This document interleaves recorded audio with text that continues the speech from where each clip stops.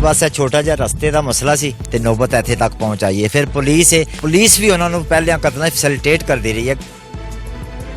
ये वो मुकाम है जिसके तनाजे पर सफाक मुल्जिमान ने एक ही खानदान के 4 अफराद को मौत के घाट उतार दिया। पहले 4 कतल हो चुके ने, 3 कतल सन, पुलिस की कोई कारकर्दगी नहीं, 0/0।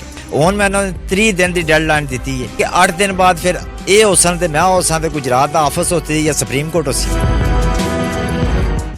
अस्सलाम वालेकुम नाजरीन, थाना ककराली की हदूद मोजिया बुटर में ये वो जगह है जिसके तनाजे पर सफाक मुल्जिमान ने 4 कीमती जानें ले ली।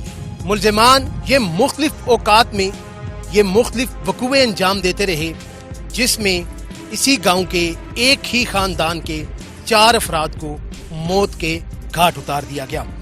आज से 22 रोज कबल जीटी रोड खारियां ब्लॉक करके मोहम्मद आजम ऑफ बुटर, जिनको लास्ट टाइम कत्ल किया गया था, उनके लवाहिकीन ने उनकी डेड बॉडी जीटी रोड पर रखकर 6 घंटे से रोड ब्लॉक रखी।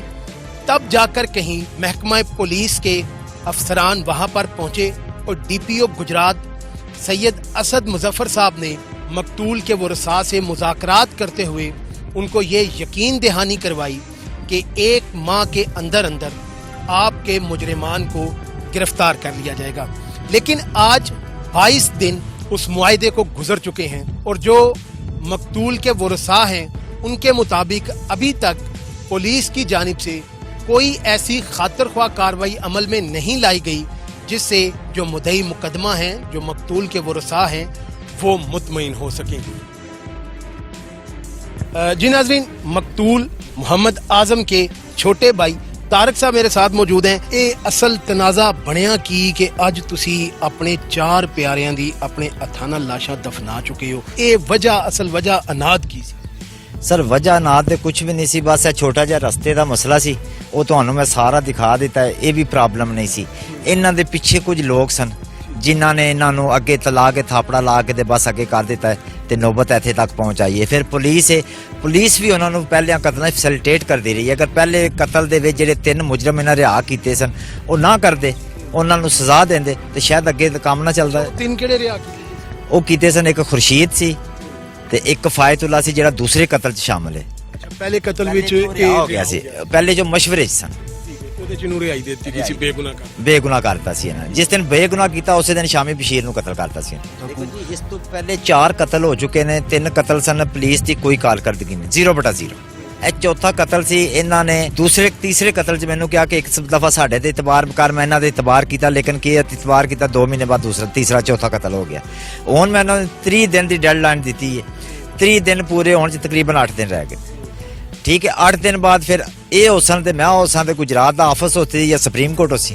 अच्छा, ਇਹਦੇ ਵਿੱਚ ਇਹ ਦੱਸੋ ਕਿ ਪੁਲਿਸ ਨੇ ਤੁਹਾਡੇ ਜਿਹੜੇ ਫੈਮਿਲੀ ਹੈ, ਤੁਹਾਡਾ ਖਾਨਦਾਨ ਹੈ, ਤੁਹਾਡੇ ਰਿਸ਼ਤੇਦਾਰ ਨੇ ਕਰੀਬੀ, ਉਹਨਾਂ ਦੇ ਤਫਜ਼ ਵਾਸਤੇ ਕੀ ਇਕਦਾਮ? सर पुलिस ने 2 बंदे दिंदे ने, वो अपनी हिफाजत नहीं कर सकते, मेरी उन्होंने की हिफाजत करनी है। 2 बंदे ने, वो अपनी हिफाजत करेंगे, मेरी हिफाजत करेंगे।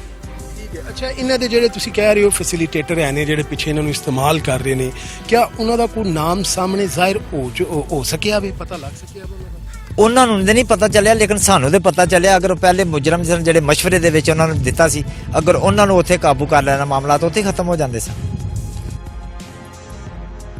सारा वाकया आपको अगर तफसील से बताएं तो ये नवंबर 2020 को पहला कत्ल हुआ था।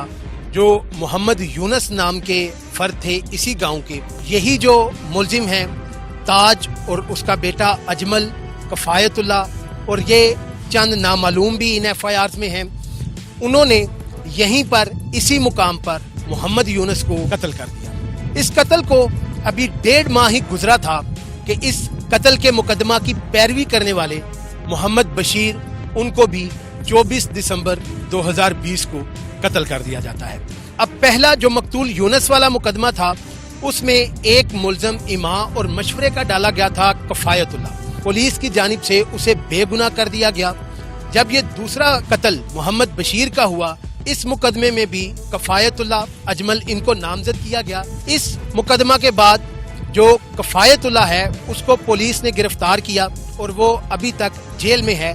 कफायतुल्ला की गिरफ्तारी के बाद ये सिलसिला थोड़ी देर के लिए रुका। 2021 में कोई ऐसी नागहानी सूरत हाल सामने ना आई, लेकिन कफायतुल्लाह तो जेल में था, उसके साथी जो बाहर थे, जो पहले इस तरह की कत्ल की वारदातों में उसके साथ थे, उन्होंने 19 अक्टूबर 2022 को साबर नामी शख्स, जिसका मुलजिमान ताज के घर के बिल्कुल साथ ही डेरा है, वहीं डेरे पर जाकर फायरिंग करके कत्ल कर दिया। उसके बाद हुआ क्या कि ठीक 4.5 माह बाद 16 फरवरी 2023 को एक और वकुआ पेश आया और इन्हीं के करीबी अजीज मोहम्मद आजम, जो कोटला अपनी शॉप, अपनी दुकान बंद करके वापस आ रहे थे, कि रास्ते में उन्हें इसी गांव के करीब फायरिंग करके कत्ल कर दिया गया। इस वकुए का मुकदमा भी दर्ज हुआ, उसके बाद एहतजाज भी हुआ, उसके बाद मुज़ाकरात भी डीपीओ साहब के साथ हुए। वहीं मुज़ाकरात के दौरान कोटला बरादरान चौधरी नईम रजा और चौधरी शबीर अहमद कोटला भी वहीं पर पहुंच गए। इसी मुज़ाकरात में इन्होंने ये जिम्मेदारी ली और जमानत के तौर पर खुद को भी उस मुआहदे में शामिल किया। लेकिन अब 8 दिन रह गए हैं, अब देखना ये है कि अगली सूरत हाल क्या बनती है। वो सूरत हाल भी लेकर आपके पास फिर हाजिर होंगे। तब तक के लिए हमें दीजिए इजाजत। अल्लाह हाफिज।